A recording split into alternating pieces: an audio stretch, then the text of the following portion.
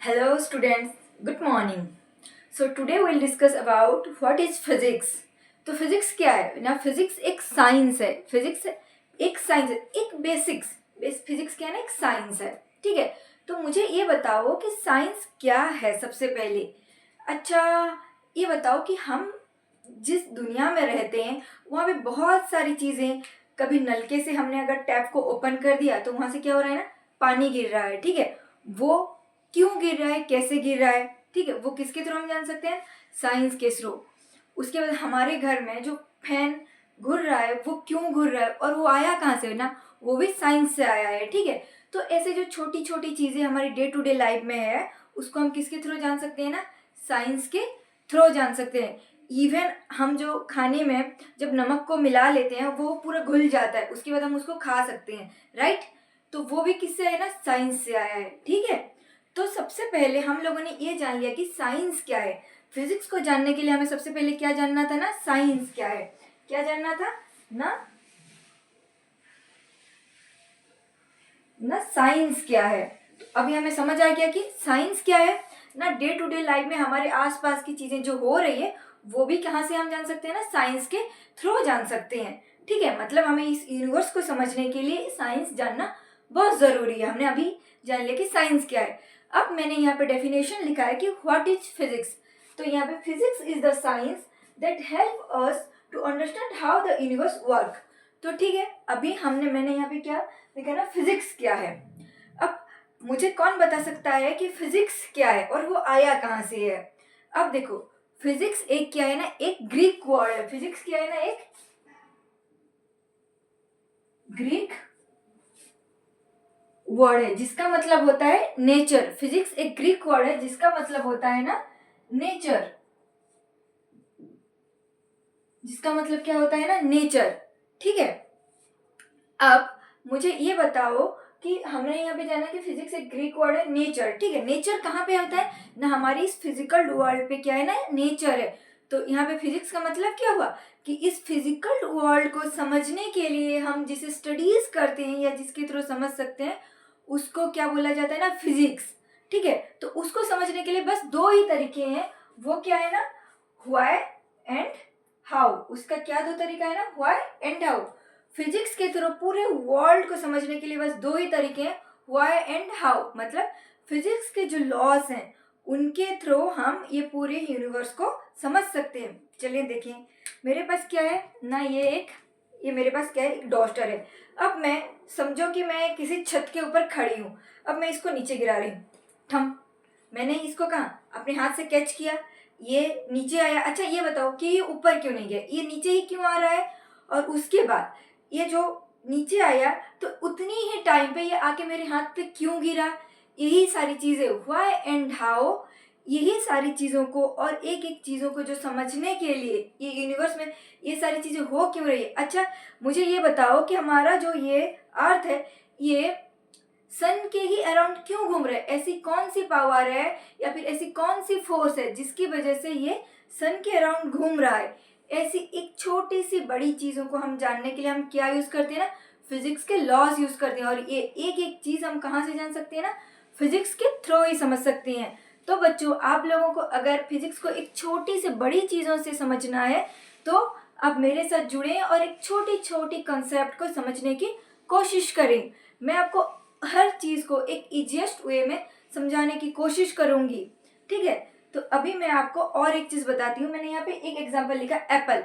अच्छा, जब न्यूटन ने हमें ये बता दिया कि एप्पल ग्रेविटी की वजह से नीचे गिर रहा है तो उन्होंने ये कहाँ से जाना ना, वो लॉज भी हमारे फिजिक्स पे ही. उसके बाद मेरे यहाँ पे मैंने क्या लिखा, रेनबो. अच्छा, रेनबो का जो कलर हम देख पाते हैं, 7 कलर्स, वो क्यों देख पाते हैं, उस 7 कलर में स्कैटर्ड होता क्यों है. ये एक एक चीज हम किसके थ्रू जानेंगे ना, फिजिक्स के थ्रू.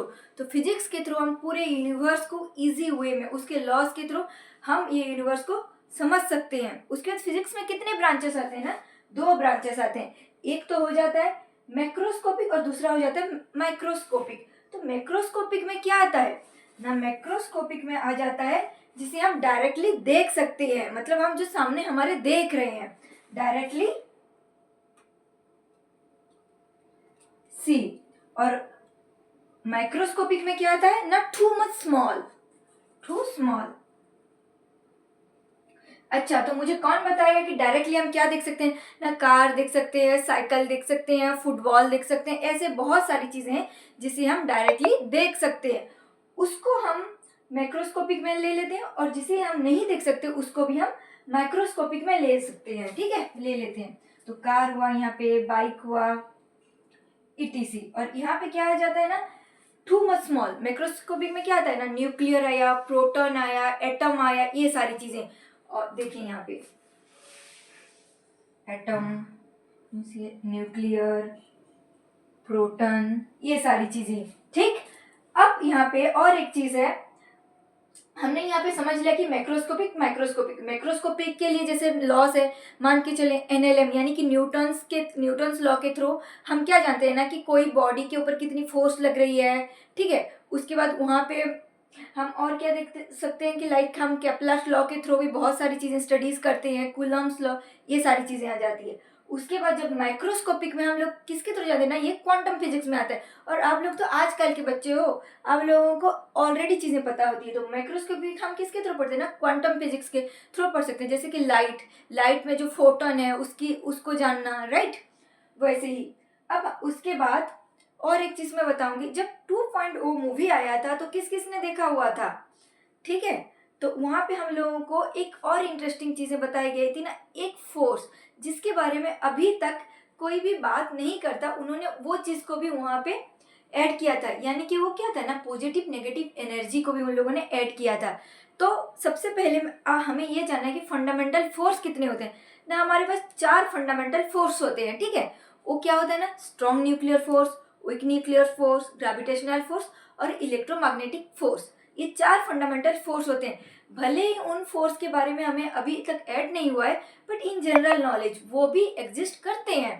ठीक है, तो यहाँ पे देखिए मैंने इनको उनके हिसाब से अरेंज करके रखा है। सबसे स्ट्रॉन्ग है स्ट्रॉन्ग न्यूक्लियर फोर्स, फिर इलेक्ट्रोमैग्नेटिक फोर्स, फिर वीक न्यूक्लियर फोर्स, फिर आ जाता है ग्रेविटेशनल फोर्स। यानी कि ग्रेविटेशनल फोर्स सबसे स्लो होता है, इसी वजह से ही तो हम यहाँ पे सुकून से रह पाते हैं। अगर ग्रेविटेशनल फोर्स अगर बहुत ज़्यादा स्ट्रांग होता तो क्या होता पता है, ये जो मेरे पास ये मार्कर है ना, इसको ऐसे उठाना भी मुश्किल हो जाता। और ये जो हमारी अर्थ है ना, इतने डिस्टेंस पे जो सन के अराउंड घूर रहा है, वो क्या होता है ना, पूरी जाके सन के पास लगने की कोशिश करता।